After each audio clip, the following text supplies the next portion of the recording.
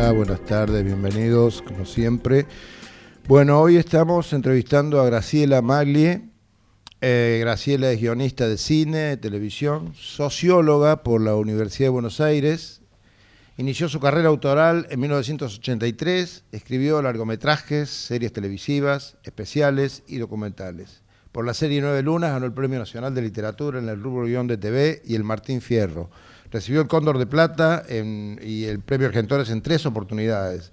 Entre otros reconocimientos obtuvo el Sundance Award por Europa, el Conex 2000, el Fan TV, el Julio Cortázar y el Tabaré por De Poeta y de Loco. Es miembro de la Academia de Cine, vicepresidenta de La Mujer y el Cine y presidenta del Consejo de Cine de Argentores. Como ella nunca lo diría, lo voy a decir yo. Creo que estamos ante una de las guionistas más importantes que tiene Argentina. ¿Sí? De modo que aprovechen, sáquenle el jugo, pregunten, porque nada más repasando el extensísimo currículum de Graciela, podríamos quedarnos, si hiciéramos cronológica esta charla, hasta mañana hablando. Así que le dije, le aclaré recién, no va a ser posible hacer un paseo por toda tu obra porque es muy, muy extensa y muy rica. Vamos a tratar de ir a puntos esenciales que a ustedes les pueden importar, ¿sí? Me llamó la atención, digo, porque no es tan común un sociólogo escribiendo guiones, ¿no? Esto implica tener una enorme formación humanística. La primera pregunta, Graciela, es: ¿consideras importante la formación humanística en un escritor, en un guionista? Sí, la considero importante en varios aspectos. Como ustedes saben, la sociología enfoca el conflicto en el plano, digamos, social, pero prepara la cabeza de algún modo para ser un observador y un intérprete del conflicto. Desde ese punto de vista creo que ayudó en mi formación. Mucho, te diría, y también en los enfoques de historia social, bueno, que ustedes presuponen que abarca la sociología. En segundo lugar, la práctica de la escritura. Si bien es una escritura descriptiva, de ensayo, te obliga a dos cosas que son instrumentos absolutamente ineludibles para un guionista, que es su conexión con la escritura, en el plano descriptivo, en el plano expresivo, que no te lo va a dar necesariamente la sociología, aunque en parte sí. Y en tercer lugar, porque tuvo en realidad muchísimo que ver con mi carrera como guionista, porque mi primera intervención en un audiovisual en realidad fue como joven socióloga en 1982 en Evita quien quiera oír que oiga, de Miñona. Y ese vínculo con el director y amigo hizo que con la apertura democrática en el 83 a él le ofrecieran un ciclo de especiales para televisión centrados en el tema discapacidad. Y me pidió que yo hiciera la investigación de base, porque me dijo, es un tema tremendamente delicado, no me animo a encararlo solamente desde una perspectiva impresionística, etcétera. De modo que mi primer trabajo de aproximación al mundo audiovisual fue preparar esa suerte de informe. En ese caso eran parapléjicos y cuadriplégicos, una cosa que en el plano humano fue muy desgarradora para mí, pero yo fui consciente de que estaba haciendo un trabajo para audiovisual. Quiero decirles que mi vocación temprana siempre fue el cine, y que antes de ingresar a Filosofía y Letras, donde se cursaba la carrera de Sociología, estudié 2 años en un cineclub que se llamaba el Cineclub Argentino, pero de todos modos fue muy importante en mi formación, y sobre todo que el colegio secundario yo lo hice en el Normal 9, que queda en Callao y Corrientes, a la vuelta del Cine Lorraine, que lo gasté desde los 16 años o 15 en adelante, era número puesto, y ahí pude formar. Realmente creo que mi formación la hice, debo confesarlos, desde el punto de vista del lenguaje estrictamente audiovisual, creo que lo hice en el Lorraine, más que en todos los procesos posteriores, viendo cine, viendo a los grandes maestros, viendo las retrospectivas. Bien, mi primer trabajo entonces fue hacer un informe desde el punto de vista de la mirada de los especialistas, que tenían que ver con con la cuestión de la discapacidad funcional, que así se llama cuando tiene que ver con la movilidad. Y obviamente, instintivamente, como era para un programa de televisión, incluí materiales artísticos, digo, bastante previsibles desde un punto de vista, el monólogo de Ricardo III, ¿no? Con su deformidad, que además en el caso de Ricardo III es una deformidad del alma, una suerte de monólogo tentativo sobre Toulouse-Lautrec, que ustedes saben que había tenido un tremendo accidente y no podía... Bueno, y una visión de los griegos del héroe perfecto que tenía que ver con la belleza física. El asunto es que cuando le llevé el informe de investigación a Miñona, estaba con su guionista, que después también fue director, Carlos Oves. Lamentablemente ninguno de los dos están más con nosotros. Y cuando lo leyeron, nunca me dijeron, Maglie, vení, séntate acá, esto es un guión. Desde un punto de vista era digamos, una cosa que podía nutrir muy fuertemente un guión para documental con ficción. Y así fue. De modo que esa práctica de observación y de lenguaje tentativo fue mi punto de partida. En el segundo especial, voy a tomar agua si me permite. En el segundo especial... Un vaso que no dejaron vasos. No importa, tomo la botella, si me la abrí sobre todo. Claro. Porque no tengo... de modo que en mi vida fue absolutamente determinante, dado que empecé como investigadora social, inmediatamente entré al guión. Y al lado de estos dos maestros, me formé como guionista. En el segundo especial ya me incorporaron como guionista, y la primera experiencia, digamos, estrictamente enfocada, más individual, tuvo que ver con una adaptación. En ese momento, Eduardo Miñón había ganado, hacía unos años, un premio con una novela, Cuatro Casas, y me dijo, mira, yo no puedo adaptar, no tengo un punto de partida de adaptación, porque tengo grabada a fuego la novela, y vos sos guionista, de modo que te voy a dar esto para que vos me traigas una propuesta de adaptación. Y ahí me di cuenta de lo que yo había aprendido al lado de estos dos maestros y de los años y años de ver cine y de leer, debo decirlo también, material teórico sobre el cine, desde los aspectos más ligados a la historia hasta los más puntualmente del lenguaje. Pero en realidad empecé a leer más desde el punto de vista teórico conceptual cuando ya había hecho la experiencia de guión, y eso es muy bueno también. Y generalmente eso se da en un orden distinto. Uno lee a los teóricos antes de haber pasado por la experiencia de estar enfrentado al desafío del lenguaje audiovisual, que tiene aspectos sobre los que vamos a conversar. De modo que sí, la sociología fue determinante en el inicio de mi carrera, en mi formación previa y en mi mirada, que es atenta y sensible a los asuntos humanos, por eso uno elige esa carrera. En primer lugar, yo quiero aclarar, ustedes tienen clarísimo que yo pertenezco a esa raza de los llamados guionistas profesionales, es decir, guionistas que, para ser brutalmente simplificadora, no dirigen. Es decir, que inevitablemente somos convocados o por directores o por productores o por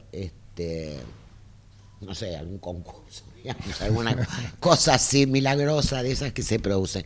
Quiero decirles que con la adaptación de Cuatro Casas, cuando le llevé la propuesta a Miñona, invertía el relato, lo invertía, decir, lo que acontecía al final estaba al principio, bueno, pero fue un disparador.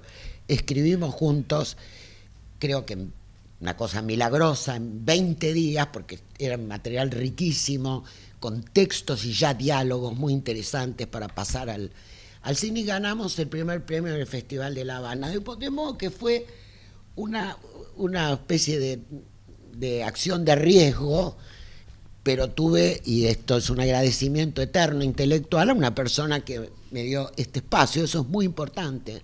La posibilidad de trabajar junto a alguien que que sabe un poco mucho más que uno es muy importante también. El tema de la escritura no es un tema menor, el tema de la escritura. No en vano se llaman los guiones que nosotros presentamos en cine. En mi caso, no conozco en absoluto el lenguaje de la tira. Esto es muy importante aclarárselo. Todos los trabajos que hice fueron o especiales, o documentales, o series, que hay una diferencia importantísima. No sabría cómo encarar una tira diaria, por ejemplo. ¿Cuál es la tendría que diferencia para estudiar. vos? Bueno, es la estructura del tiempo, la continuidad, todo lo que hace a la esencia de un guión. Advierto que es distinto, y después las condiciones de trabajo, la celeridad, la disponibilidad. En una serie, por peor, una vez que tenés escrita la línea, tentativamente los primeros capítulos, mínimamente tenés 7 días, 10 días para escribir el capítulo. Sé que en la tira las condiciones son distintas, los roles, hay una división que a mí me perturbaría, que es la disociación entre diálogo y acción, en fin. No quiero entrar en eso porque han tenido un excelente expositor en Rodríguez, que tiene una gran experiencia como autor de televisión. Y él sí ha escrito tiras y conoce la especificidad. Yo podría decirte, en todo caso, qué diferencia hay entre un largometraje y un capítulo de una serie, o encarar una serie con continuidad. Pero en los dos casos es muy importante la cuestión del lenguaje. Los guiones que nosotros presentamos en la jerga del medio se llaman guiones literarios. Pero, ojo, porque es una escritura para otro lenguaje. Eso es muy importante. El guionista tiene que tener los instrumentos que hacen a la escritura literaria para poder comunicar un lenguaje cuya gramática y cuya sintaxis se expresa en otro código. En el código de los planos, en el código de la estructura dramática, en la estructuración del tiempo, en la estructuración del espacio. Esto es esencial, y eso sí tiene que estar presente, para mi gusto, en un guión. Un guión tiene que estar lo suficientemente bien escrito como para que el lector pueda ver la película que sustenta. Para eso deben incluir muy seriamente el tema del tiempo en el guión. Ustedes piensen que un guión, en el caso del cine y en el caso de la serie, pero en el caso del cine lo ven con más claridad, tiene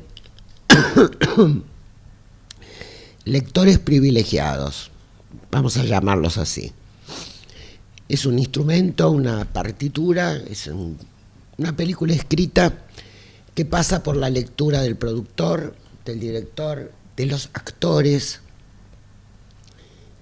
del director de arte, del director de sonido, del músico, del fotógrafo. Y desde un punto de vista, esa partitura tiene que permitir ver qué película se va a contar, qué van a aportar ellos a esa película. Por lo tanto, tiene que tener una estructura en el tiempo de lectura del tiempo de la película. Un error frecuente que yo puedo ver en algunos guiones es que hay unas descripciones inmensas para describir algo que va a acontecer en segundos en el guión. Esto hace que la lectura del guión impida que lata el tempo de la película. tiene que ser muy cuidadoso el guionista, muy escueto, intentar ser preciso, expresivo, poner la mayor cantidad de enfoques y elementos que hacen al lenguaje audiovisual. El adjetivo, la descripción de lo que se ve, si estoy cerca o lejos, pero siempre latiendo, sí, siempre intentando que lata el tiempo, la estructura del tiempo de la película. Esto, saben, me parece muy importante. Hay guiones que están bien, pero que impiden que uno perciba esta estructuración temporal que es esencial, es tan esencial como en la música en un guión. Eso me parece interesante que lo tengan siempre presente en el momento de la escritura. A veces he leído guiones donde la descripción del ambiente parece hecho por una inmobiliaria, con una especie de cantidad de detalles en algo que no sabemos, que no está bien plantada la puesta, y no sabemos qué se va a ver de todo eso, si el techo, el piso, las arañas, los muebles, digamos, el mobiliario, el estilo, y la lectura hace que esa escena parece que durara una cantidad de tiempo que va a ser posiblemente un flash en la película. ¿Entienden? Me doy cuenta que me estaba esforzando porque no estaba usando el micrófono. Me imagino lo que se esforzaban ustedes por escucharme, por oírme, mejor dicho. Ese es un aspecto que tiene que ver, sí, con ese instrumento primero, que es el lenguaje literario, y la presencia de que ustedes siempre están narrando, están usando ese instrumento para narrar otro lenguaje, que es el lenguaje audiovisual, que si después quieren desarrollamos más en cuántos elementos, digamos, se tienen en cuenta en un guión desde la perspectiva de la narrativa estrictamente audiovisual. No sé si estoy... Hagámoslo, eso que acabas de proponer me parece esencial, sí, sí. El tema es, a ver, el pasaje siempre de la historia, vamos a dar por sentado que ya hay una historia que quiere decir algo para contar, que desde el punto de vista clásico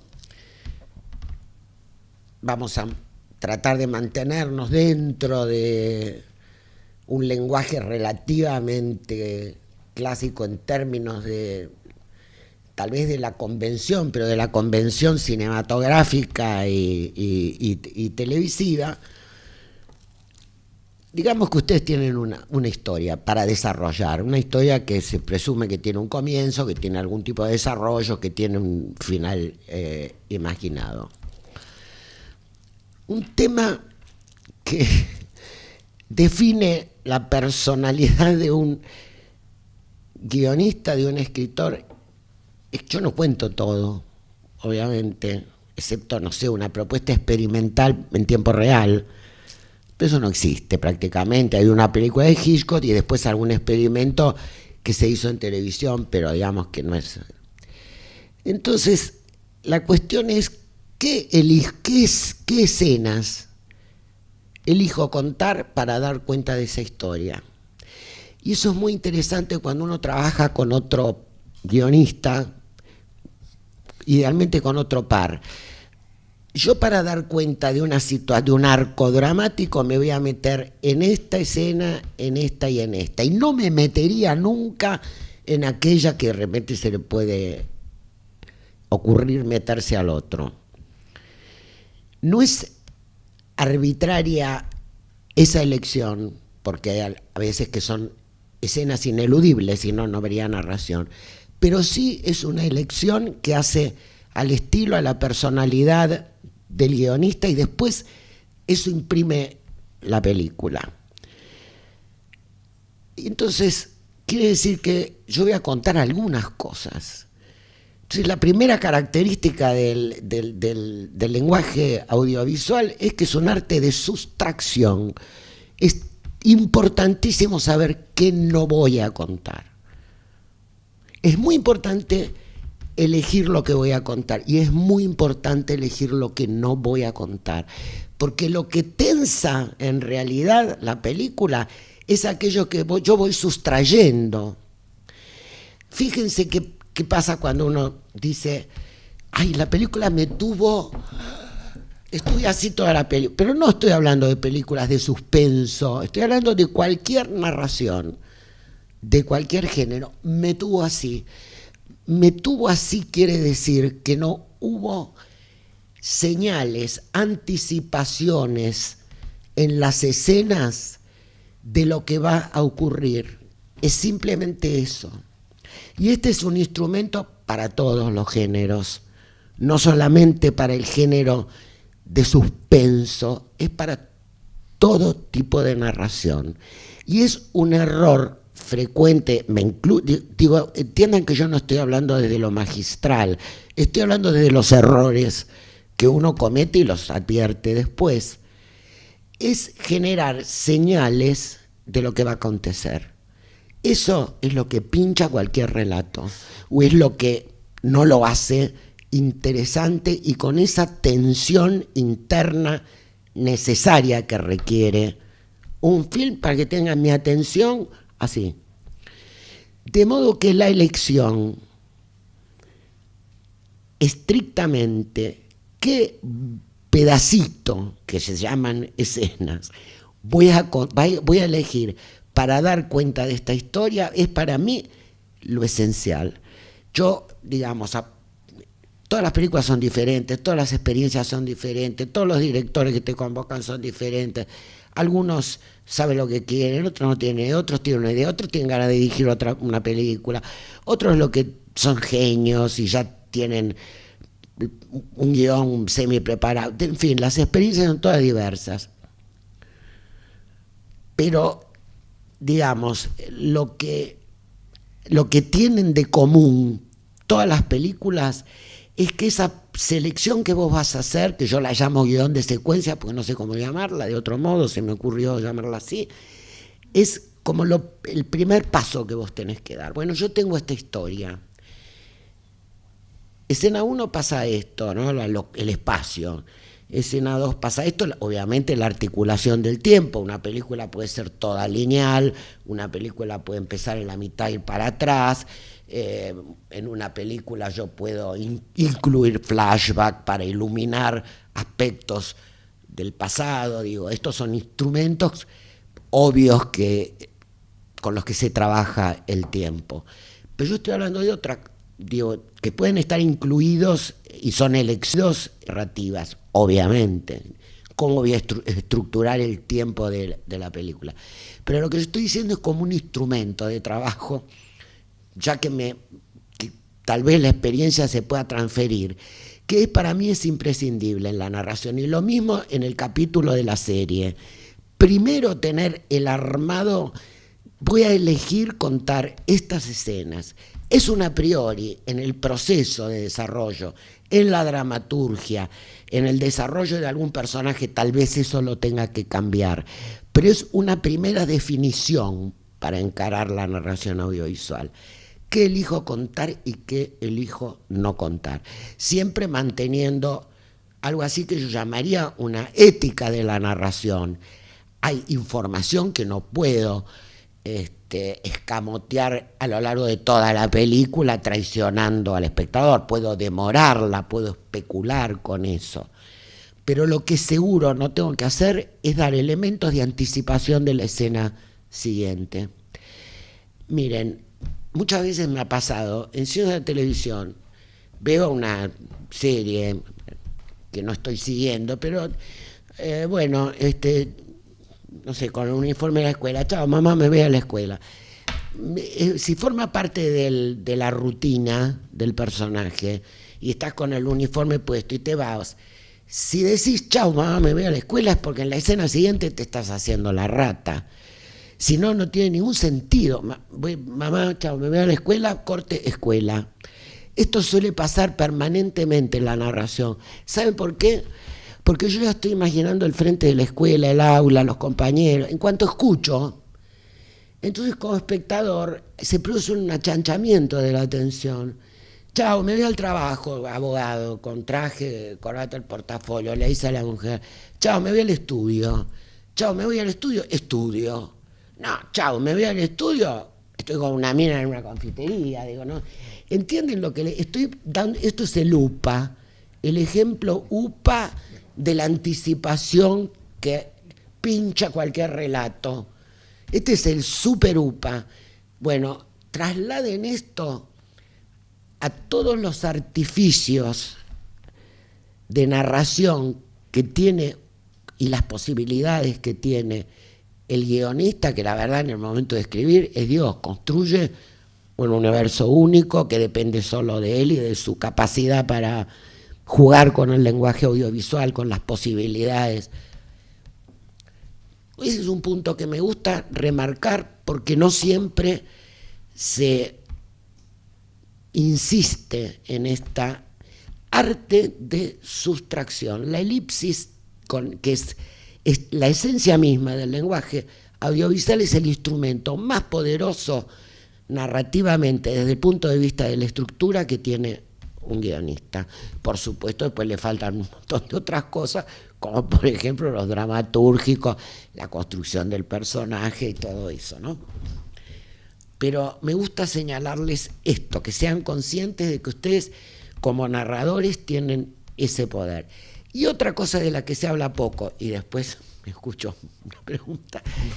No, porque estoy pensando en qué puede servirles la experiencia de alguien que escribió, qué sé yo, 20 se estrenaron, pero se imaginan que si 20 se estrenaron, hay 20 que quedaron en el camino, o series de que uno pensaba que iban a ser de 13 capítulos, como novelunas, terminaron siendo de 80.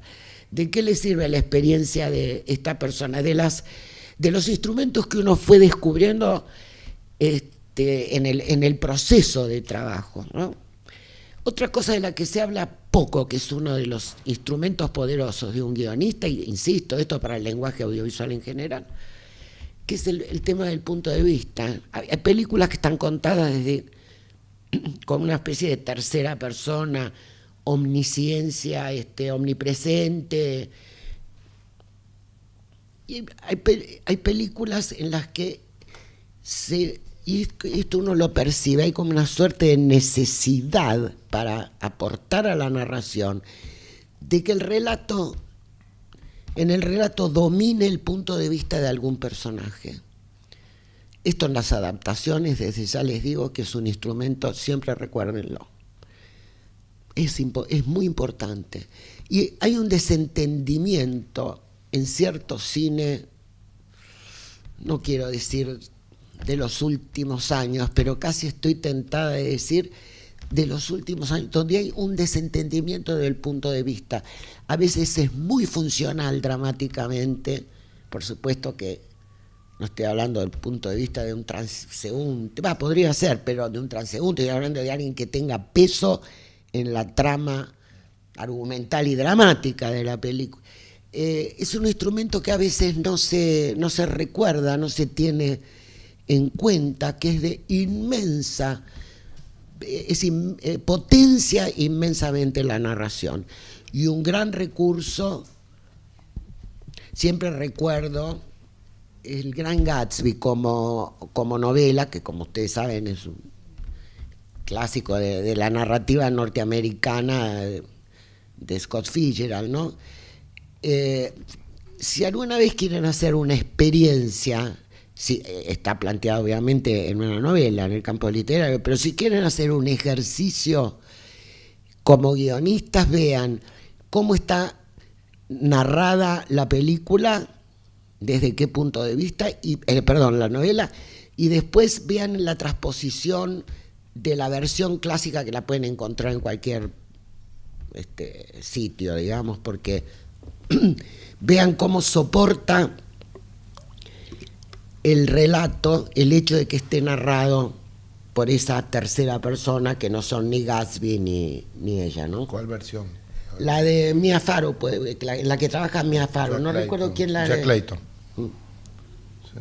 La de los años 70, Mia Farrow, Robert Redford.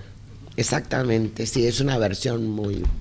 La película en sí misma no tiene un atractivo particular, como que no sea como ejercicio de transposición de la novela, que es fantástica para leer y ver el rol del punto de vista.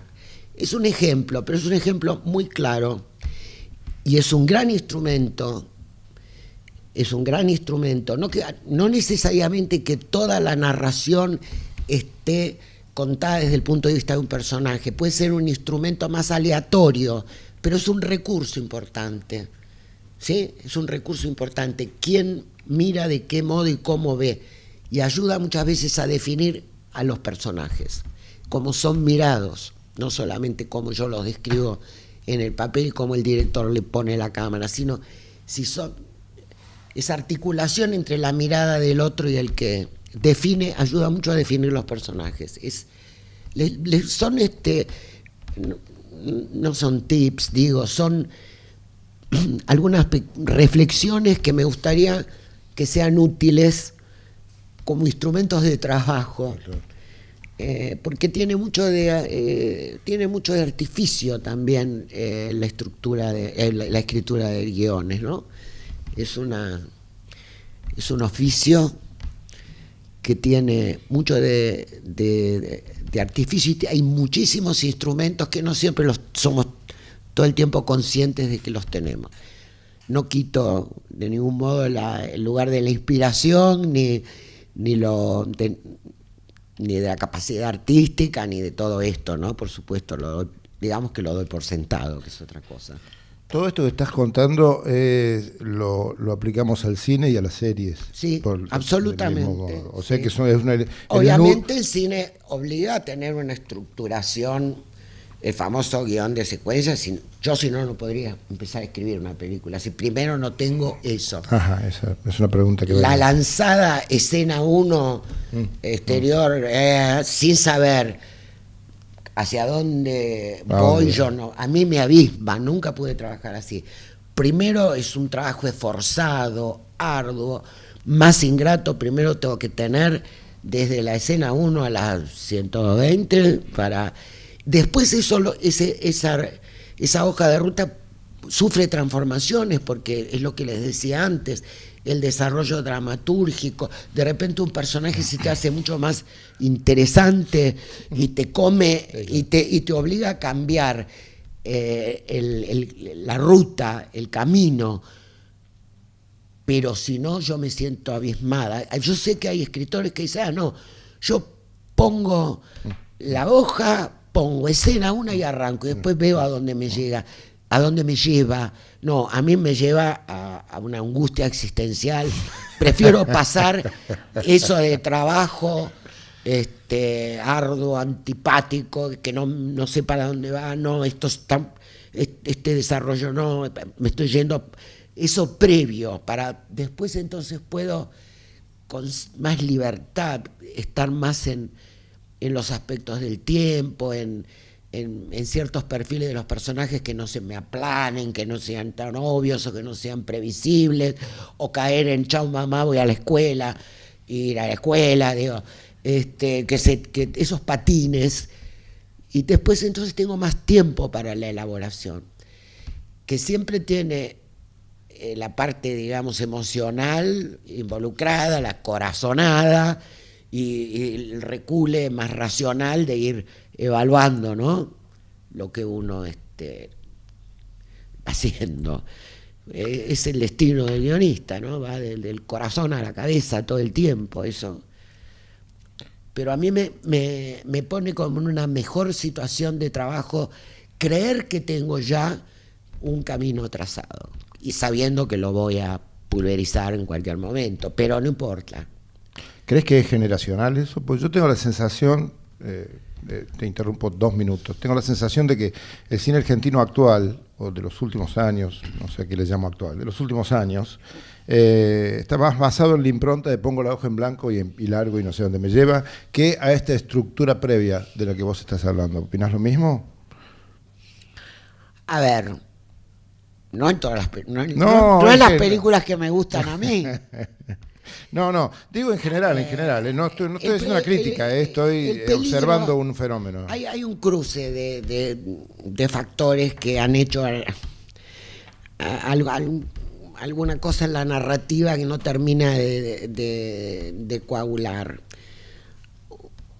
Una cosa que, a ver, una mala lectura de la Nouvelle Vague, una mala lectura literatura de Nouvelle Vague ha hecho estragos sí, desde un punto de vista, que es la tentación de decir, bueno, no quiero usar la expresión, pero no le doy bolilla a la estructura dramática, me cago en la poética de Aristóteles, y yo le meto, escribo con la cámara. Eso fue una de las frases más graves que dijo Godard, a quien debo decir que admiro, pero admiro lo que hace, que es otra cosa.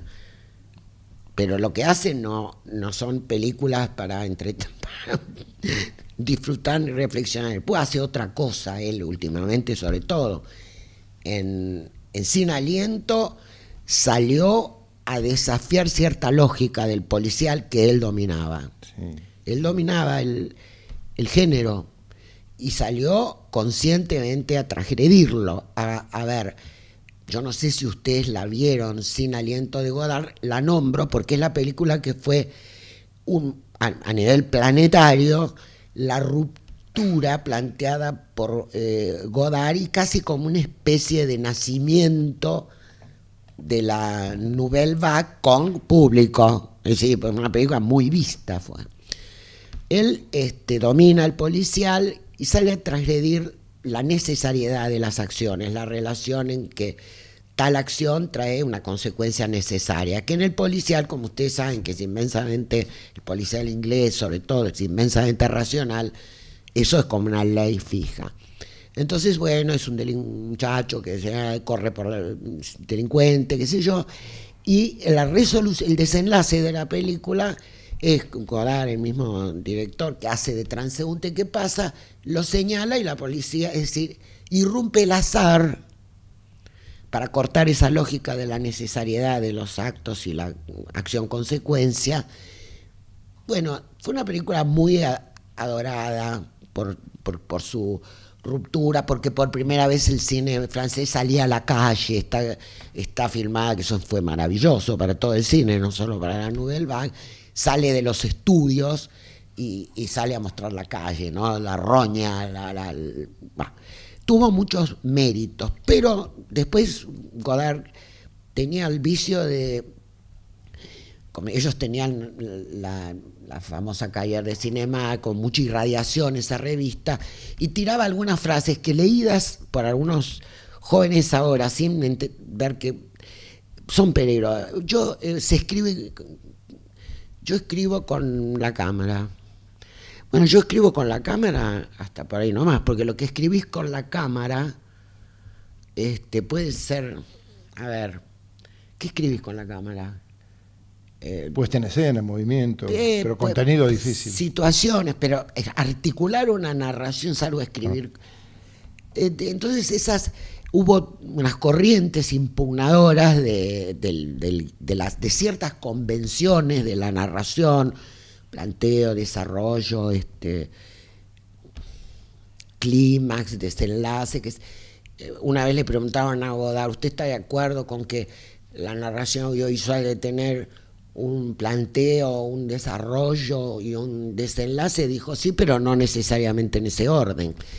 Hay una postura de salir a impugnar la narrativa clásica. Eso se repite a lo largo de muchos autores, más contemporáneamente Raúl Ruiz, que es muy interesante, en muchas conferencias que ha dado, sale a impugnar muy severamente, consideran que esto es producto de una sociedad que está centrada en el conflicto y no en la observación, qué sé yo, propugnan un cine que puede ser contemplativo. Yo propugno todo, inclusive quedarme dormida en el cine.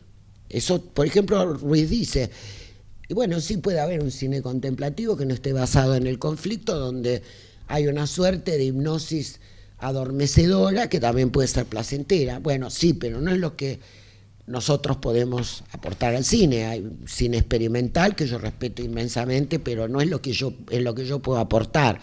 Yo no soy Tarkovsky, no soy Godard, yo soy una guionista que vivió de su profesión y que en esta circunstancia particular que estamos viviendo hoy le trata de transferirles instrumentos, sí diciéndoles que por supuesto no hay tal cosa como la convención como un dogma. Esa sería la peor lectura que ustedes podrían, sería una muy mala lectura que ustedes podrían hacer de la poética de Aristóteles y de todo lo que se deriva de él, porque no es un dogma. Siempre, digo, porque van a ser seguramente interpelados permanentemente con la poética de Aristóteles, porque es como la obra madre de la que parten todos los desarrollos, o gran parte de los desarrollos dramatúrgicos, y es muy especialmente en el cine, muy especialmente en el audiovisual, claro. Porque, por muchas razones, porque lo que hace Aristóteles es interrogarse. No dice, ay, voy a hacer un catecismo para que ahora todos estos... tiene un discípulo que después va a ser Alejandro Magno, pero bueno, que Alejandrito, que es mi discípulo, yo le escribo los 10 mandamientos. No, lo que hace es al revés, hace una interrogación sobre los relatos que lo precedieron para ver qué tienen en común, para ser eternos y maravillosos. Esa es la cabeza de Aristóteles, y a partir de ahí señala que tienen, bueno, tienen esto, tienen lo otro, y ahí apunta muy fundamentalmente a la cuestión de la trama, que es de lo que estuvimos hablando, de la estructura, lo que vertebra la narración. Habla muy interesantemente de los personajes, ¿no? De la amaitía del hombre con una falla, en la tragedia, en el drama, ¿no? Habla de cosas extraordinarias y habla de una cosa que a mí, de toda la lectura y de todas las interpretaciones que nosotros podemos tener a partir de la poética, dice algo extraordinariamente sorprendente por la modernidad que tiene 300 años antes de Cristo. Dice, prefiero lo improbable, creíble, que la realidad que no creo. Habla de la cuestión de la verosimilitud en el cine, que no tiene que ver con la verdad. La verdad es una construcción, porque lo que nos recuerda Aristóteles, que nosotros trabajamos con representaciones, no con imitaciones de la realidad, ¿sí? Nosotros estructuramos representaciones, es una invención para dar cuenta de la verdad. Eso en el caso, vos tenés varios casos en los cuales tuviste que tomar parte de la realidad y transformarla en un elemento de ficción, y que funcionara como elemento de ficción y no como realidad. Por ejemplo, el caso María Soledad, ¿no? Experiencia por la que no querría volver a pasar por otro tema. Digo, porque hay otras también, te nombro esa Flop. La película, no, Flop era más libre. Lo del caso María Soledad, digo, ¿por qué no querría volver a pasar? Porque no teníamos la... Primero, no sé, ustedes saben que fue el caso de una... María Soledad era una chica de Catamarca que fue violada en una fiesta y murió producto de la violación, de los golpes, del maltrato. Y después se desató una cadena de encubrimientos porque se suponía que esto había sido en una fiesta con los hijos del poder, los hijos del diputado, todos ligados en el momento en que gobernaba un tal Sadi en Catamarca, que estaba el padre, esas, digamos, gobiernos feudales de las provincias, decadente, bueno, corrupto. Entonces, a partir de lo terrible crimen de esta criatura, de esta chica, que eran justamente el día que festejaban, que egresaban del colegio secundario, se despierta Catamarca, por decirlo. Era una provincia dormida, sometida al poder de los adios. Se despierta a partir de, en realidad, la movilización, digamos, de dos mujeres. Una monja, la monja Marta Peloni, que era del colegio, trabajaba en el colegio donde la niña se acaba de recibir, y la madre. Y bueno, después se van sumando una periodista de Buenos Aires, Fanny Mandelbaum, y después se va sumando obviamente la abogada, y se organizan en lo que fueron las marchas del silencio. Salían todos silenciosos, agarrados del brazo, la madre, el padre, la monja, la abogada, y se fue sumando, las compañeras fundamentalmente, se fue sumando el pueblo de Catamarca, se fue sumando el pueblo de Catamarca, nadie abrió la boca, todos en silencio, voltearon al gobierno de Saadi. Lo voltearon. Es una experiencia tremendamente tentadora desde todo punto de vista, y yo me sumé a la iniciativa de Héctor Olivera, pero en ese momento, cuando hicimos la película, no estaba cerrado el caso. Nosotros teníamos las hipótesis que manejaba el periodismo, pero teníamos la verdad, porque la monja Peloni sabía cómo había sido, que eran los hijos del poder, con nombre y apellido, pues se lo fueron a contar. La madre tenía intuiciones y las confirmaba, es decir, entonces fue una situación, pero al mismo tiempo no había sentencia firme. Por lo tanto, tuvimos que manejarnos con una constelación de hipótesis donde inevitablemente se notaba cuál era nuestra posición, pero bueno, hasta ahí. Y desviar un poco también la narración hacia los aspectos más ligados a la movilización, obviamente, que al crimen en sí. O sea que había sobredeterminaciones. Por eso te digo que es una experiencia por la que no, que también fue una película necesaria, por decirlo de algún modo, pero me hubiese gustado, ahora ¿no? que lo pienso, en el entusiasmo, mezcla de militancia y ganas de hacer, lo hice, pero cierto tipo de cosas es bueno cuando hay una perspectiva del tiempo, y sobre todo en los casos judiciales es mejor ver cómo evoluciona la cosa. Igual, bueno, me siento muy honrada de haber ayudado a difundir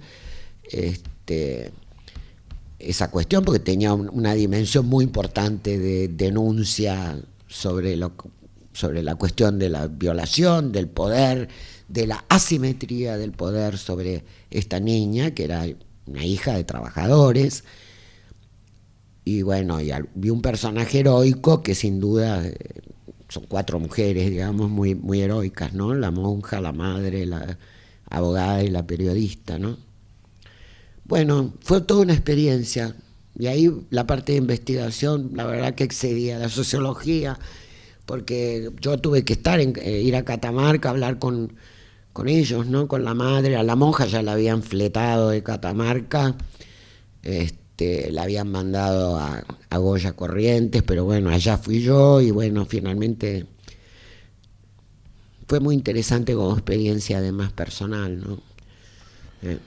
Vos, por todo lo que acabas de contar, que es muy rico, muy interesante y además inabarcable, podría seguir. Sí, es el tema. Sí, claro, sin duda. Pero podrías decir, ¿no? Creo que podríamos decir, estoy deduciendo de lo que vos decís, que habría constantes, ¿no? Constantes clásicas, básicas, que después que uno debe aplicar si quiere aprender, si quiere escribir. Luego, si uno quiere quebrar eso, si uno quiere modificarlo, debe partir, pero si no tiene la base es muy difícil, ¿no? Es como un bailarín, digamos. Mire, para romper ciertas cuestiones de la narrativa que son instrumentos que uno puede reconocer en grandes maestros y qué sé yo, si uno quiere romper, primero tiene que conocer qué es lo que va a romper para entender cómo lo va a sustituir, con qué otros instrumentos. Yo de ningún modo estoy en contra de la innovación narrativa. Si querés empezar por el final, mira, Edipo Rey empieza por el final, aparece 2 personajes que te dicen lo que pasó y lo que va a pasar. Digo, ustedes lean con mucha atención la estructura dramática de Edipo Rey, de Sófocles, y van a ver toda la aventura narrativa que hay ahí. Es inmensa. Y empieza y para peor, después aparece Tiresias, el ciego, que como ustedes saben, el ciego es el que ve más, el que ve mejor y el que ve más y el que ve la verdad, que te cuenta, y te cuenta casi lo que va a pasar. Entonces todo el arte está puesto en cómo va a narrar Sófocles eso, que hace que te mantenga Edipo Rey todo el tiempo tensa. Es un gran policial. Me interesa volver sobre un punto para que ellos lo tengan claro. Vos necesitas estructurar toda la película. Sí, yo necesito Vos, tener, sí. Aunque sea provisorio. digo porque alguno de ellos puede decir, yo no soy capaz de eso, no puedo estructurar toda Sí, la película, pero sentarme. es el ingrato esfuerzo que les recomiendo. Puede también que lo hagan de otro modo, ¿no? Aunque Obviamente, no, yo estoy no, transmitiendo mi experiencia. Todas las películas son distintas. Lo que tienen en común es que siempre trabajé así. En mi caso, y les voy a decir, entre los guionistas con los que he trabajado, por ejemplo, Jorge, voy a hablar de los que considero maestros, Jorge Goldenberg, los dos teníamos la misma necesidad. Los dos partíamos de... Yo transfiero mi experiencia. Después puede haber, gente que tiene una inspiración, que confía mucho en el impronto sí, de que se le va, que no se va a desviar en el relato. Pero eso, ¿sabes qué? Es más fácil que te aflore la inspiración cuando vos estás parado sobre algo que está firme. Cuando estás en la nada, lo que tenés es mucho miedo me parece que es un buen instrumento para dejar que después aflore el cambio de camino, si se me presenta como necesario. Muy bien. En el documental me dijiste, no sé si qué hora es. No sé, ya, a ver, estamos muy entusiasmados con la... Estamos bien. Algo sobre el documental, ¿sí? ¿Cómo se estructura? ¿Cómo lo encarás? ¿Cómo te plantás frente al documental? Evidentemente no es la ficción, no es lo mismo. Y tenés mucha experiencia en documental. Breve, aunque sea más difícil. Es más difícil todavía. Porque en realidad el documental exige un guión que como requerimiento narrativo es como muy parecido al de la ficción desde algún punto de vista. Las tensiones son necesarias. Sí, claro, sí, claro. Un documental que es puramente, por decirlo de algún modo, expositivo, plano, que no tiene un crecimiento, que nunca me va a deparar una sorpresa, que digamos me aburre. Viste que en una época decíamos, pero no me lleves a ver documentales porque me aburren, porque estaban hechos así. Hoy día me parece uno de los géneros en que Argentina tiene cosas extraordinarias. Y ahí sí es donde encuentro valores muy grandiosos, porque veo que hay una elaboración narrativa muy grande. A ver, cuando yo digo, una vez me dijeron, pero ¿cómo vos me decís que el guión de documental, si en algunos casos no? Yo trabajaba tratando de barrer el territorio con una investigación previa, y bueno, si iba a haber testimoniantes, trataba de tener un boceto a partir de la conversación. Claro que no iba a saber en el momento de grabar lo exacto que iba a decir, pero tiene que tener una medida, tiene que tener una orientación, tiene que tener un foco de contenido. Pero una cosa tal vez me ayudó, que esa viene de la sociología puntualmente, y que viene más puntualmente de lo es horrible metodología de la investigación social, pero bueno, asusta como formulación. Y es que una clasificación de las ciencias, ¿sí? Del trabajo, digamos, con ciencias sociales o ciencias duras, ¿no? Que tienen que ver con lo siguiente. Hay, digamos, documentales que parten de una tesis, que ya está formulada la tesis, y lo que hacen es demostrar. Eso suele ocurrir cuando hay mucho conocimiento sobre el tema, como en ciencia. Hay una tesis que se puede formular, y yo lo que voy a hacer es tratar de demostrar que esto es así. Hay temáticas de abordaje sobre las que no se sabe nada, y ocurre lo mismo que en ciencia. Son documentales más exploratorios. Es como si fuera exactamente la inversa. yo salgo a explorar una temática para arribar a algún tipo de conclusión. No digo necesariamente una tesis, pero digamos que arribo a algún tipo de... Y después hay temas sobre los que se sabe intermedio, y yo voy a aportar algo que tienen más que ver con el modelo de demostración en ciencias. Esto a mí me inspiró, porque hay muchos documentales de tesis donde yo parto de una verdad que ya la tengo elaborada, en algunos, por ejemplo, ligados en las ciencias sociales, a procesos históricos sociales, de conflicto social, suele ocurrir. Y hay otros donde efectivamente da la sensación que a través del documental yo hago un proceso exploratorio para conocer un objeto, un sujeto de la narración, de lo que estoy tratando, que es como para descubrirlo. Y esto marca una diferencia. Entonces, cuando yo voy a trabajar sobre un tema, no es malo sobre un documental preguntarme cuánto se sabe de este tema. Entonces, muchas veces me han dicho, ¿cuál es la diferencia entre una película de ficción y un documental? Desde el punto de vista del guión, ninguno. Que el guión tiene que estar precedido por una gran investigación, porque si no hay un peligro de salir a descubrir la pólvora con el documental. Y uno espera del documental, muy especialmente, que devele algo que no sabe. No sé si les pasa lo mismo a ustedes o si es una tara mía, pero siempre espero del documental que me devele una cara o de lo humano, o de lo existente, o de lo imaginativo, o de tal poeta, o de tal proceso político, que me devele algo que yo no sabía. La otra cara de la luna. Si no, el documental es medio, puede llegar a ser la ilustración de un tema que ahí carece, me parece que tiene como una jerarquía. ¿Y en un documental uno intenta ser neutro o se permite imposible que la ideología personal de cada uno intervenga? Es absolutamente imposible ser neutro. En eso quiero ser absolutamente sincero. Miren, no es neutro como yo el orden que le doy a mis escenas. Claro, no es neutra. Claro. Cómo voy a editar el documental. No es neutro como pongo la cámara frente a un personaje. Todo trasunto de ideología. Absolutamente. Sí, claro.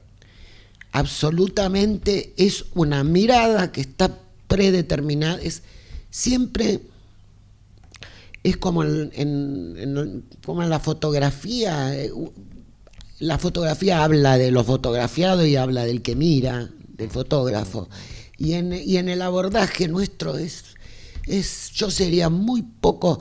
Lo que puede hacer uno como esfuerzo consciente y racional es decir, a ver, este personaje, al que le tengo una bronca terrible, a ver si puedo comprender otra cara de este prisma, a ver si puedo incluir eso con algunos personajes históricos, te pasa, de la política ni hablar, para tratar de de evitar la cuadratura, ¿no? El estereotipo, la definición fácil, para que los personajes tengan más. Verdaderos o ficcionados, siempre van a ser ficcionados. Siempre va a estar esa mediación que es la mirada. Me gustaría poder decir, hay una objetividad posible absoluta. No lo puedo decir. Lo que puede haber es una honestidad absoluta. Eso puede haber. Claro. Una honestidad absoluta del que mira. Y eso me parece muy importante. No escamotear a propósito para dibujar al demonio. Eso sí me parece que se puede.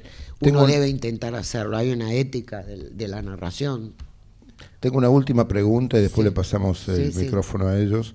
Cuando uno escribe, cuando vos escribís una película, una serie, digamos, cuando vos escribís, tenés la película en la cabeza. La ves a la película. Cuando terminé de escribir el guión. Sí, cuando terminaste de escribir el guión. Antes. Bueno, ponele. Está bien. Antes Terminaste de escribir el lo guión. que tengo Cuando es- viste la película proyectada, ¿qué te pasó? En la mayoría de las veces, ¿te pasó de todo? No me identifico, ese no es mi guión. Sí, es perfectamente, es lo que yo quiero decir. Sí, me respeta, sí, no. ¿Qué pasó? Primero, que yo soy bastante endemoniada como guionista y trato de que en el proceso de trabajo, donde en el caso del cine el director está muy presente, en televisión no es viable casi eso, tener un acuerdo de que va a respetar mi guión. Si tiene modificaciones que hacer antes de que esté dada por terminada la partitura y vaya con eso a filmar. Eso no quiere decir en absoluto que no va a poder introducir ningún cambio, porque si llueve, si le cambiaron la locación, si la actriz estaba de mal humor o se descompuso, digamos. Pero tiene que haber algún pacto en ese sentido. Hay guionistas que no. De modo que en general quiero que quede claro que prefiero que todas los cambios los hagamos antes. Pero después llega un momento de la verdad, que es cuando entran los actores.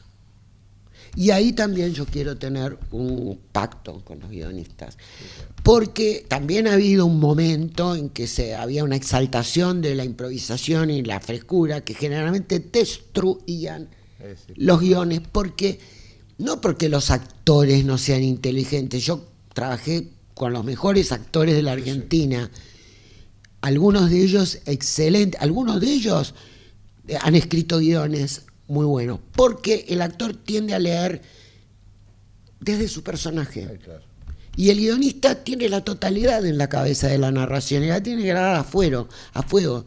Hay sí que escuchar el aporte del actor, pero yo les decía, miren, yo escucho con mucha atención, pero hagamos el cambio antes. Cuando el director va a filmar, yo quiero que respeten lo máximo que se pueda mi guión y mis diálogos y mi mirada sobre esto.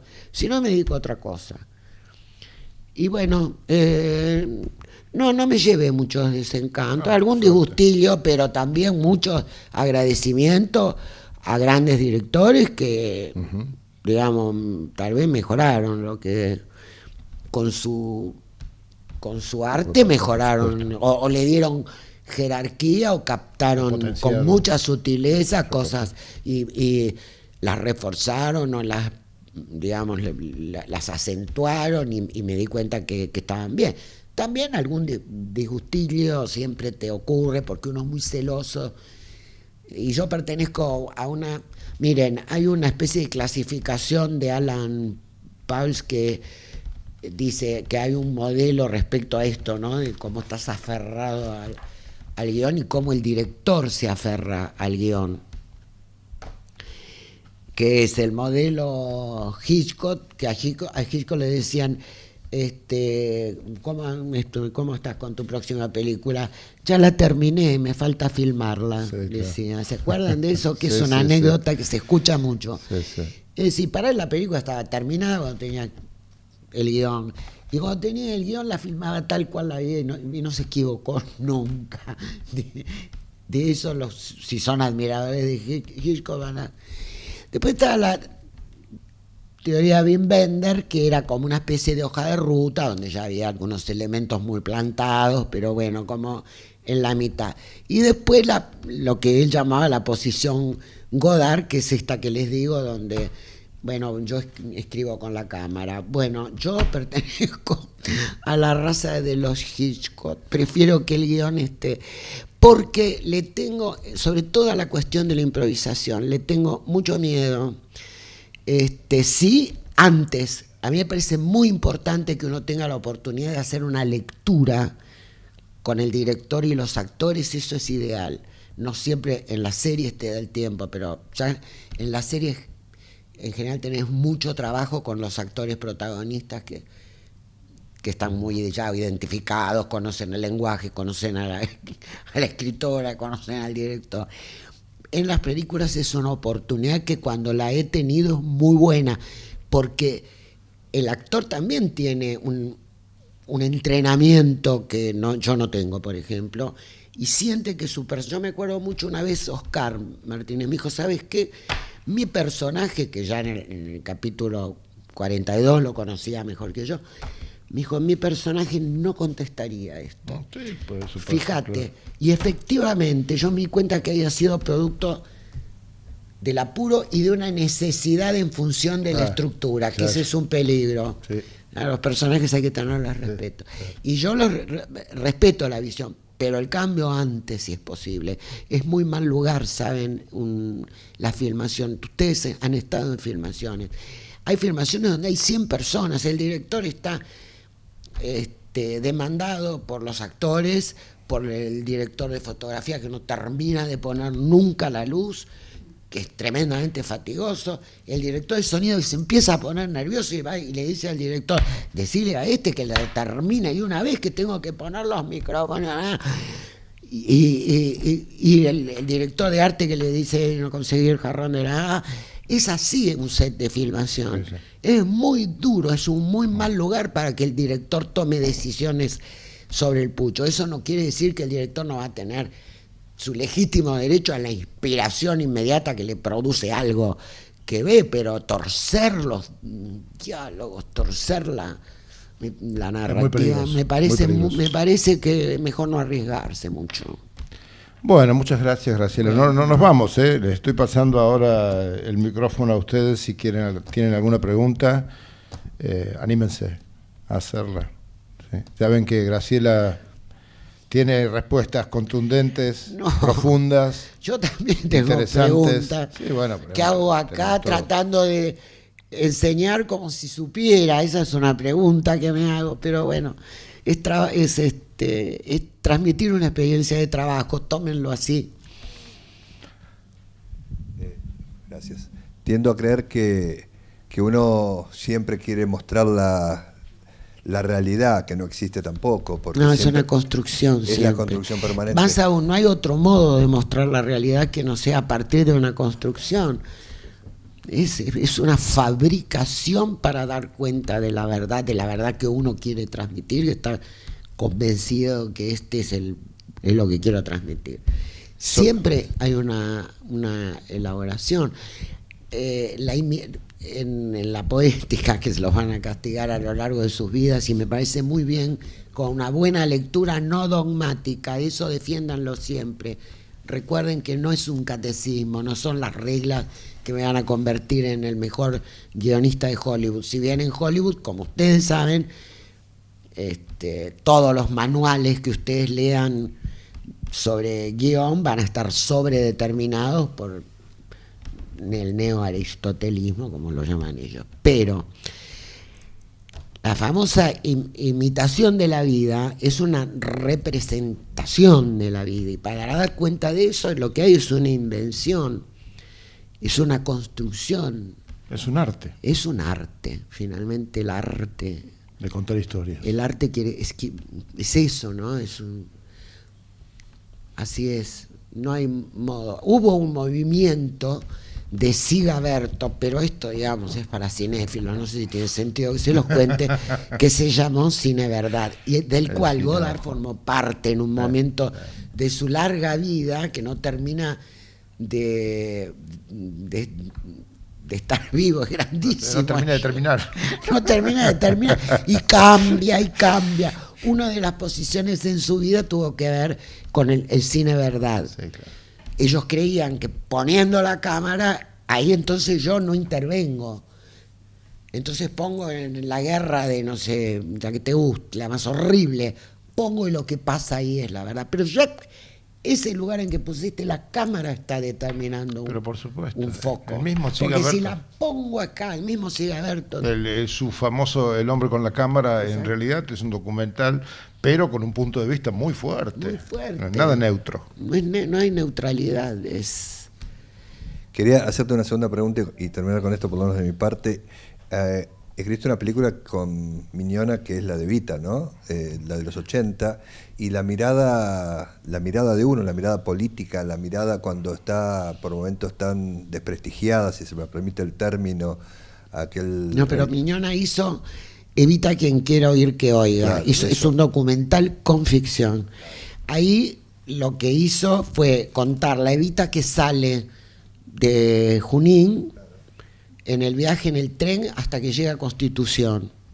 Y que es hermoso como está filmado, realmente, bueno, tiene un arte, la película extraordinaria, pero el 90% de la película son testimonios históricos y testimonios de personajes que vivieron durante el peronismo, que fueron contemporáneos,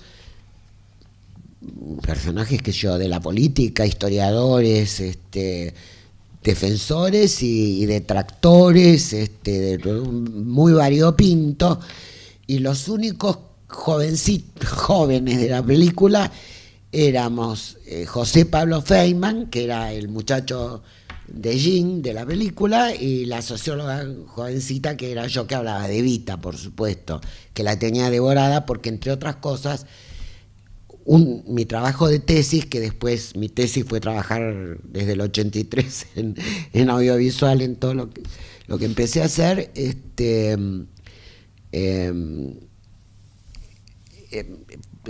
había estudiado mucho la década del 30 y del 40 de las mujeres, soy feminista. Pero yo no me quiero ir antes de hacer alguna mención sobre Argentores y la importancia que tienen Argentores para nosotros los autores, y se los cuenta no la chica más viva del barrio, se los cuenta una persona que padeció su ignorancia, es la que está hablando.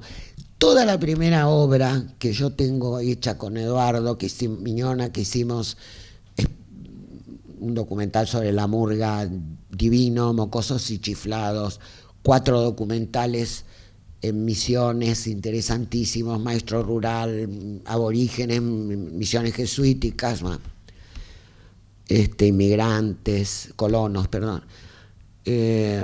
Obras para la Secretaría de Cultura, y una miniserie que ahí sí me siento orgullosa, discúlpenme, como guionista, que fue Horacio Quiroga, Entre personas y personajes. Fueron una miniserie de 4 capítulos. Todo eso lo tengo perdido como autora, porque nadie me dijo en la vida que existía Argentores. Entonces no les estoy bajando línea para decir, es porque padecí la ignorancia y que nadie en la vida me dijo, mirá, vos tenés que ir a declarar tu obra a la Casa de los Autores. Y yo no quiero irme hoy de aquí sin decirle que esta es la Casa de los Autores, la que los va a defender desde el punto de vista económico, desde el punto de vista legal, punto de vista moral, que tiene que ver con el derecho a defender la integridad de la obra, que con la obra de ustedes no pueden hacer cualquier cosa, ¿sí? Lo que se llaman los derechos morales del escritor, y el derecho a la figuración. Ustedes pueden tener más rango, menos rango cuando empiezan, más rango, pero la figuración es importantísima. Y el tema del dinero y de los derechos de autor. Los derechos de autor se cobran a partir de que la obra fue estrenada y declarada en Argentores. Si no, no existe para Argentores. Y toda comunicación pública de su obra, en salas, en televisión abierta, en cable, en Netflix ahora, y en las futuras que vamos a ir conquistando, hasta ahora Netflix, Cinear y la otra, Contar, que estamos también acordando, en todo lo que es comunicación pública de la obra, les va a devengar un derecho de autor. Y si es cortometraje, también declárenlo, ¿sí? Cuando tienen la fecha y el lugar de estreno, de emisión, no se olviden, por favor, de que tienen la suerte de vivir en un país que es pionero. Miren, en este momento hay 4 países que lograron cobrarle a Netflix, que son Luxemburgo, Bélgica, Francia, ahora está Italia cerrando ya la negociación, y Argentina, 5. Que tienen una ley de propiedad de derechos de autor la ley 11723, que los defiende en la condición de autor de la obra audiovisual. De la obra de cine fue formulada en el 33 y por extensión en televisión. Y en la medida de lo posible traten de no... Yo pertenezco a una generación que no se vio desafiada, como sé que es la de ustedes, pero defiendan a rajatabla la no cesión de derechos, muchísimo menos la cesión absoluta. Es el derecho de autor, recuerden siempre lo que se va cobrando de los distintos medios, que bueno, no sabemos cuáles van a ser en el futuro, cuántos. Esto es un panorama que es para nosotros también es un desafío de la imaginación, hasta dónde van a llegar las plataformas, etcétera. Piensen que es el salario del autor y que eso los va a acompañar toda la vida, porque por la ley eso perime 70 años después de fallecido el autor. Así que es algo muy importante, es un bien que tienen. Defender a Argentores es defender el salario, defender la integridad moral de la obra, y es sentirse acompañados por colegas con distintas experiencias. Algunos somos más viejos, tenemos más trabajo, ustedes recién empiezan, pero no hagan lo que me pasó a mí, que perdí gran parte de mi obra, no la declaré, no sabía que existía Argentores. La descubrí con mi primer largometraje, que fue Flop. Así que les pido que sean todos, que estén próximos a Argentores. Es una sociedad modelo. Yo sé que hay gente que la detracta. Yo lo lamento porque son colegas que le deben muchísimo a Argentores. No entiendo en qué equívoco se han instalado y les pido que ustedes sean defensores de Argentores, porque significa que son defensores de su obra y de su salario, les repito, y de sus colegas. Hay que ser solidario en esta profesión. Bueno, muy bien. ¿Quieren hacerme alguna pregunta? ¿Quieren que critiquemos a alguien, ya que estamos solos? Sí. Buenas tardes. Te voy a correr un poquito de lo que venís hablando, pero me parece importante. Creo que la mayoría no sabemos cómo hacer el trámite para registrar una obra y demás, y me parece una buena oportunidad, ya que abriste el espacio, que nos cuenten, porque la verdad es que yo, por ejemplo, estoy en primer año y no conozco nada de Argentores. Agradecemos el espacio, pero bueno, es una buena oportunidad para que nos cuenten. Hay dos instancias de registro de protección de la obra. Uno, cuando la obra es inédita, que se hace en la Dirección Nacional de Derecho de Autor de Propiedad Intelectual, que está en la calle Moreno y que se hace ahora a través de Internet. En ese lo tienen que hacer con la Dirección Nacional de Derecho de Autor.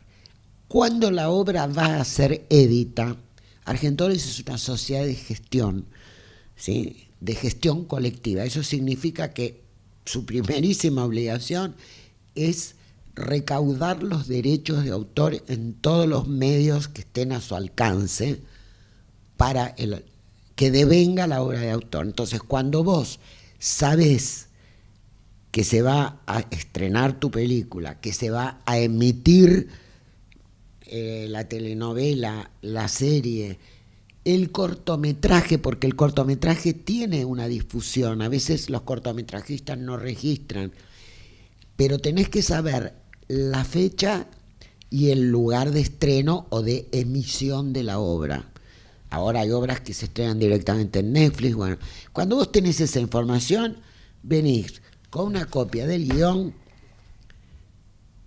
idealmente con una copia del guión. Si por alguna razón no podés, te admitimos un DVD que queda en custodia, por supuesto.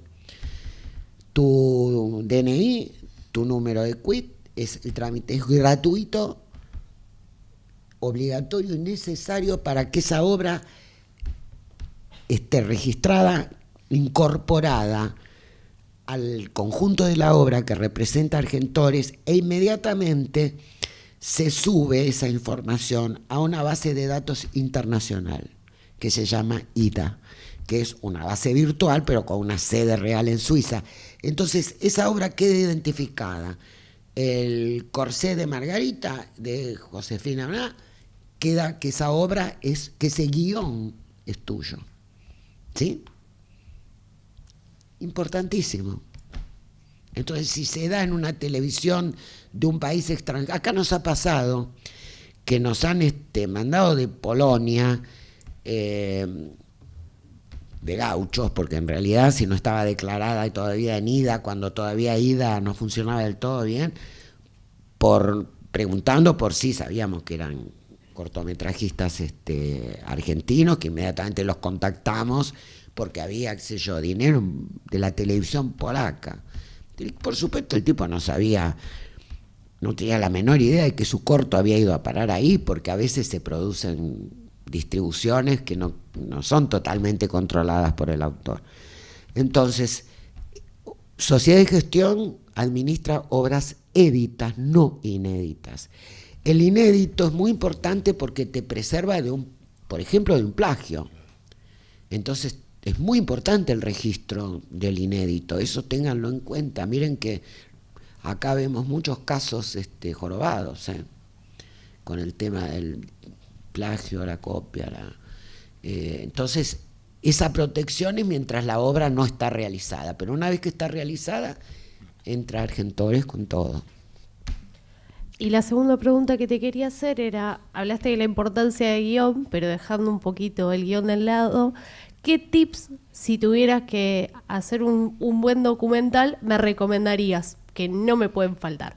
La investigación es fundamental, porque solo habiendo tenido porque si no, es lo que yo te decía hoy, corres el riesgo.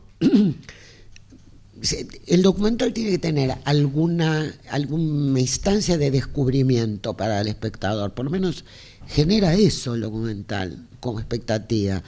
Entonces corres el riesgo de documentar lo obvio, es jorobado. Me parece que la única diferencia que yo haría es una investigación muy, muy activa sobre el tema, sobre los personajes, sobre lo que, no sé, sobre lo que fuere.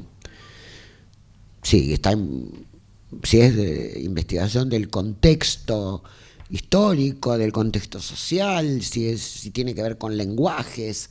Sí, es tan diversa la temática, es infinita la temática del documental, ¿no? Pero en la medida en que vos hagas una investigación intensa y profunda, después te permite crear con más con más arte narrativo, ¿entendés? Si no te quedas anclado en la información, que es una carga importante en el documental necesariamente de algún modo tiene siempre un peso informativo, pero te quedas muy apresado en una información que tal vez no es necesaria o que la puedes contar de un modo más indirecto o más sintético. Es muy importante saber, excepto que salgas, no sé, a explorar, que es un modelo poco habitual y poco grato. Parece que hay que explorar primero. Ese sería un consejo, ¿no?, que te doy. Hola, y elaboras un aproximado del guión respecto a eso que fuiste conociendo, que ya sabes. Hay una reescritura después del registro. Sí. Esa reescritura generalmente se hace con la visualización del material junto con el director y el editor, ¿o es aparte? Depende. A mí, mira, inclusive me han tocado experiencias alucinantes que hubiesen hecho Las Delicias de Godard. Me llamaron como guionista cuando ya estaba filmado el material, pero lamentablemente tuve que mandar a filmar y el personaje estaba en París. Es un riesgo. La buena onda de la directora, que la adoro, bueno, tenía esa chance porque estaba centrada en un personaje. Pero la realidad es que era todo un material maravilloso, pero monovalente desde el punto de vista narrativo. es un peligro cuando filmás. Ella, por las circunstancias del personaje y demás, se movió, y todo lo que filmó era extraordinario. La calidad fotográfica, el personaje es maravilloso, todo esplendoroso, pero desde el punto para armar una narración era monovalente. Tuvo que volver a Francia, volver a filmar otras cosas que me permitieran tomar otro camino para que la narración no se aplanara, no fuera toda interesante, pero toda más o menos lo mismo. Encima un músico, pero un músico que además cuando abre la boca es inspiradísimo. Pero bueno, es un riesgo, ¿entendés? Por eso yo insisto en que primero tenés que tener un diseño narrativo para... Si no, la realidad es la tentación, ¿viste? El atractivo del otro te lleva a filmar. Después tenés 400 horas de visualización para captar algo que decís, bueno, acá pesco algo distinto, acá hay una cara del prisma. Sí, es muy importante la edición, en ficción también. Si ustedes quieren el día que quieran completar su formación, el momento de la edición es impresionante lo que aprende un guionista. Es impresionante lo que aprende un guionista sentado al lado de un editor con la obra ya filmada. La edición es fundamental, es el guión final, donde te comen 2 cuadros, donde las puteadas del editor son muy aleccionadoras. Me falta un plano, generalmente el guionista se corre y dice es culpa del director. Claro. Pero lo que uno aprende, no solo leyendo ni hablar, están los clásicos, ¿no? Históricos sobre edición, pero si pueden estar sentados al lado de un editor un tiempito, es fantástico como aprendizaje. Y cómo te ayuda a comer vos antes de que te lo coma el editor. Empezar la escena en el momento exacto. Eso es fantástico. Uno tiende a plantear cada escena. A ver, ¿cómo les puedo decir? La última sustracción. Efectivamente, es la última sustracción. Entonces aprendes a decir, si no, el editor me va a cortar estos 3 pasos que da hasta el vaso de vino. Voy a partir de la mano, me voy a anticipar. ¿Entiendes? Bueno. Sí, es la última sustracción. Pero se aprende inmensamente al lado de los grandes editores. Yo tuve la suerte de estar en la edición con César D'Angiolillo, que también lo perdimos, un maestro en Quiroga, y fantástico lo que aceleró, curso acelerado de guión. Sí. ¿Te parece importante conocer la historia del cine, la historia del audiovisual? Sí, no soy cinéfila, digamos, en el sentido, no me acuerdo. Rossellini estrenó en 1942. Eso no. Me refiero a la me parece muy importante, sí, conocer a los grandes maestros. Conocer el neorrealismo italiano, Rossellini, Sabatini de Sica, me parece que fue un movimiento que transformó el cine, el previo al cine ruso, si pueden. Son los inventores de las grandes narrativas.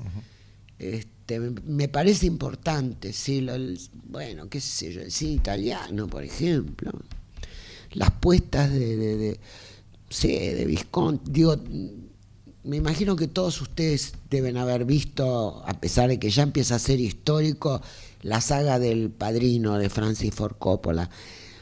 La saga del Padrino es como la quinta esencia de la narración clásica. Tiene todos los componentes, es como una especie de clase magistral, porque además él en cada escena aplica el arco. Es que como que cada escena tiene un planteo, un desarrollo y una resolución. Cada escena.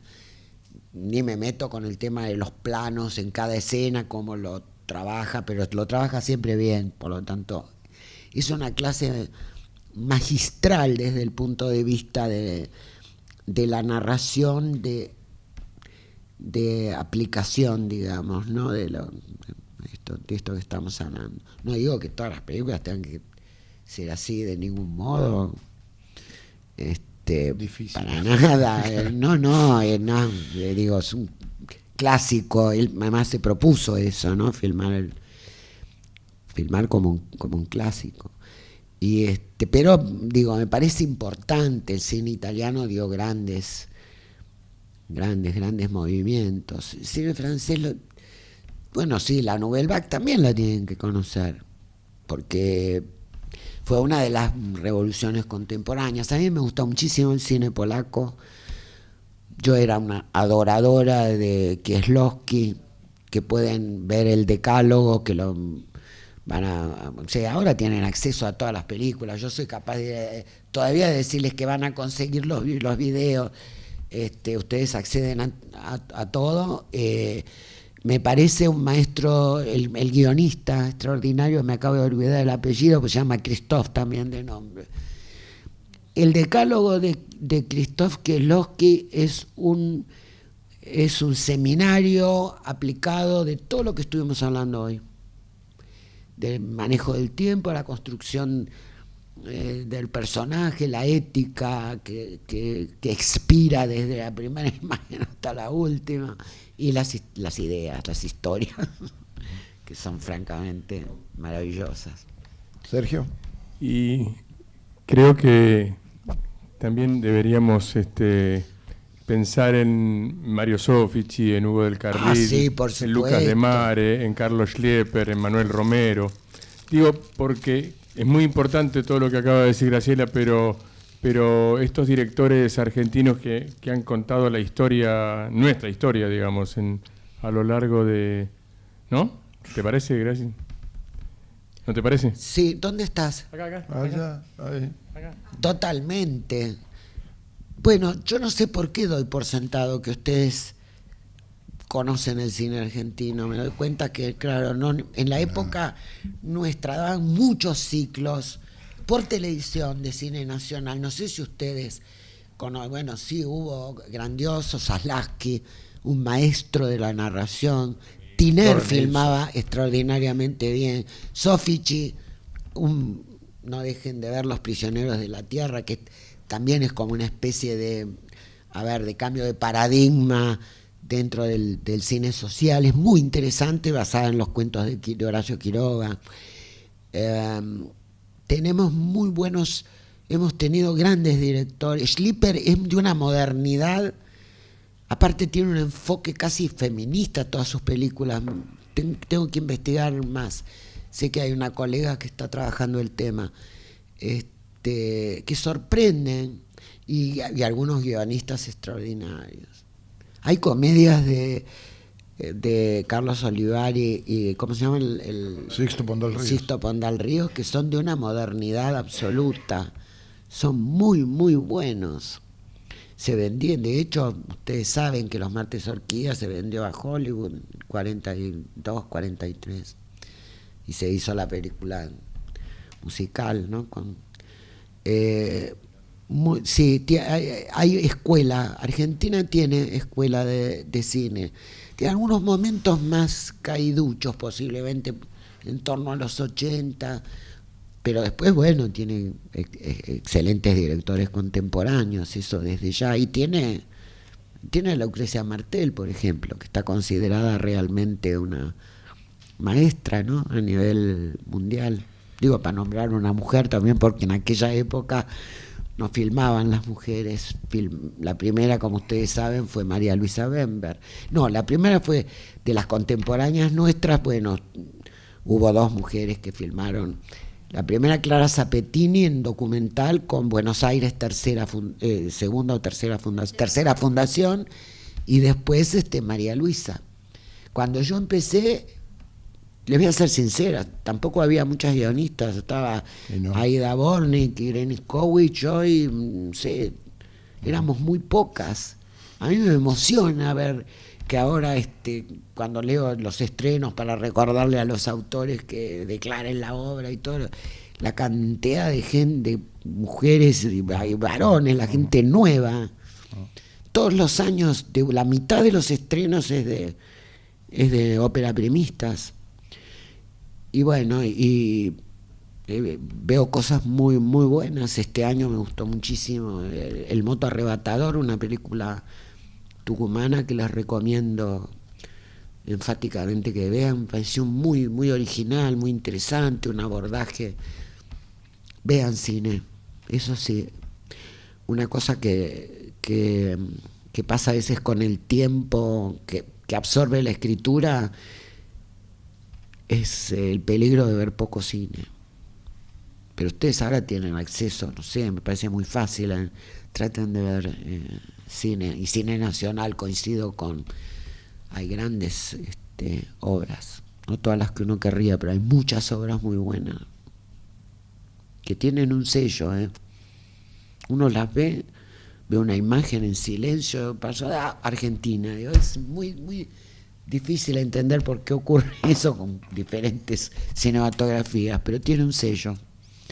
Y bueno, ustedes formarán parte de eso, o forman parte de eso ya. Espero que lo disfruten, que no lo padezcan como otras cosas que tenemos que padecer en la contemporaneidad.